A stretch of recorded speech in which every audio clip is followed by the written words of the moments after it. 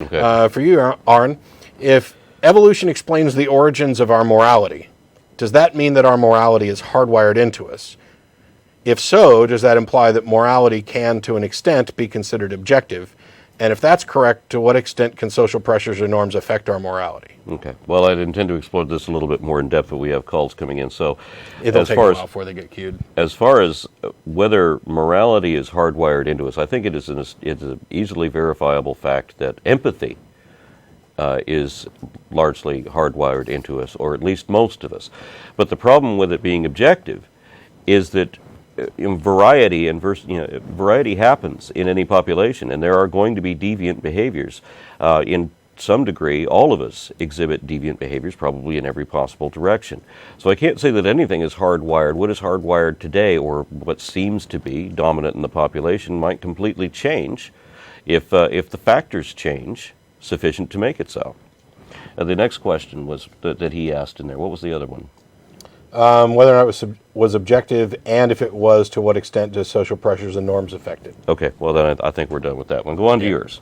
You sent one in for me as well. There are still some that argue that the Bible is the source of our morality. They're wrong. It may be the source of their morality, but not our morality.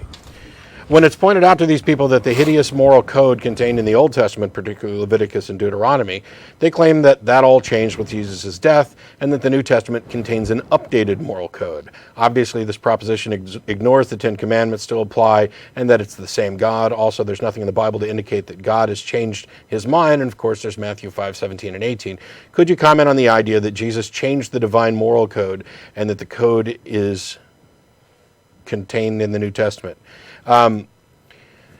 This gets back to but that's the Old Testament argument, which comes up all the time in both email and on the show. It's people who have, Christians in particular, who have finally come to an intellectual realization that, yeah, there is some gruesome, objectionable, outright offensive, and immoral acts and instructions in the Old Testament. It sanctions slavery explicitly: who you can enslave, how much you pay for them, how long you can keep them, how to get around the rules for only keeping Jews as slaves for 6 years. It's how old they can be and under what conditions you can marry them. Yeah, it's not to mention all of the killing goes on. So these people come to this realization: okay, so I'd rather not have to deal with those objections in the Old Testament. So Jesus came and everything got better. Well, that's not really an accurate representation of the New Testament. First of all, if you chuck out the Old Testament, you chuck out every bit of anything that made the New Testament relevant. You no longer have anything that you can point to that you could have claimed as prophecy, even though we can dispute all day as to whether any of that was prophecy or whether or not it was accurate. But you get rid of, as you pointed out, the Ten Commandments. You get rid of Moses, who is referred to more in the New Testament than anybody except Jesus, I think.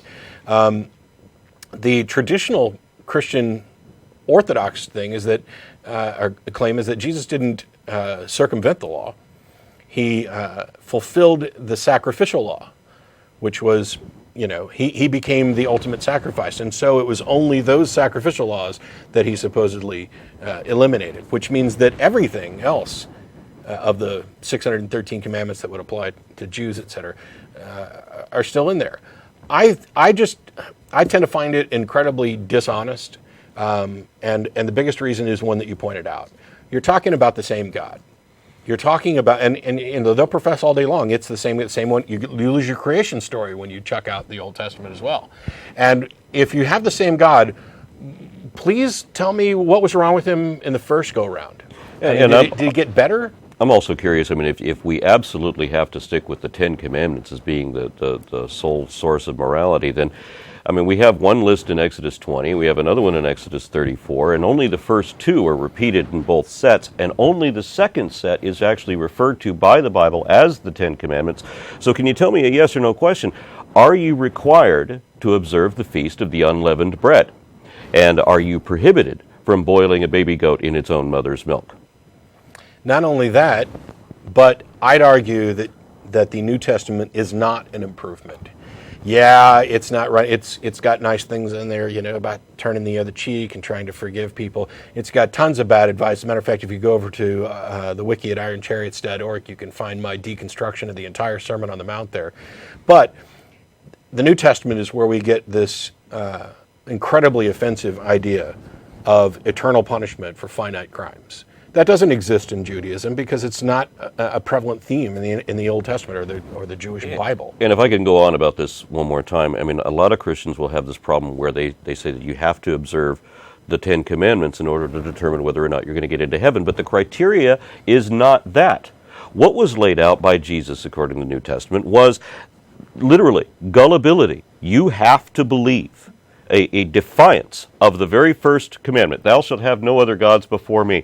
I mean, in Isaiah, I think it's 45, 5, 6, and 7, God describes himself and says that there's not anyone beside him. And then Jesus says that I sit on the right hand of power. Right? God says in the first commandment, thou shalt have no other gods before me. And then Jesus comes along and says the only way to get through God is through me. So he requires... There's a reason why Jews rejected all of this. So Jesus is requiring you to break the very first commandment, and then the criteria, the only criteria, because works are like filthy rags in some interpretations of this, the only criteria to get into heaven is to believe whatever the priests are selling you. And that's it.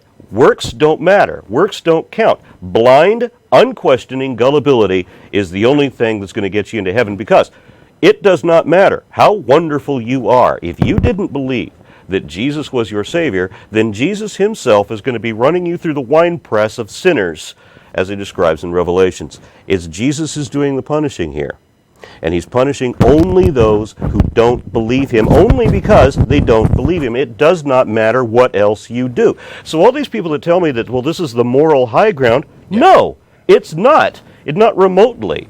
Yeah, your idea of the transition between the Old Testament and the New Testament, yeah, your God got better about a few things. He's not running around telling everybody to kill the opposition. Correct me if I'm wrong. Okay, when these people say that the Bible admonishes homosexuality, for example, homosexuality is a sin, and is it not the same chapter that also says that you're forbidden to eat shellfish, that it's an equal crime?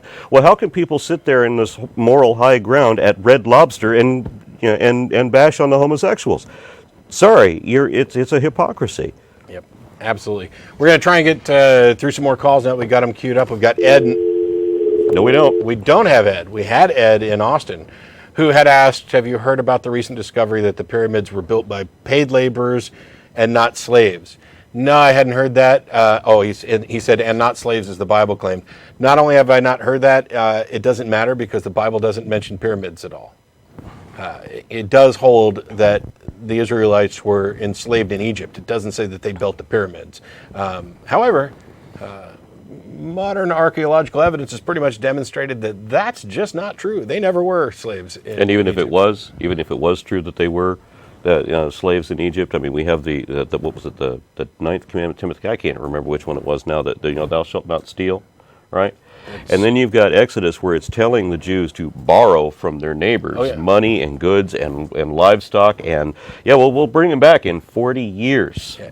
It's payment for those years that you didn't actually enslave us. But anyway.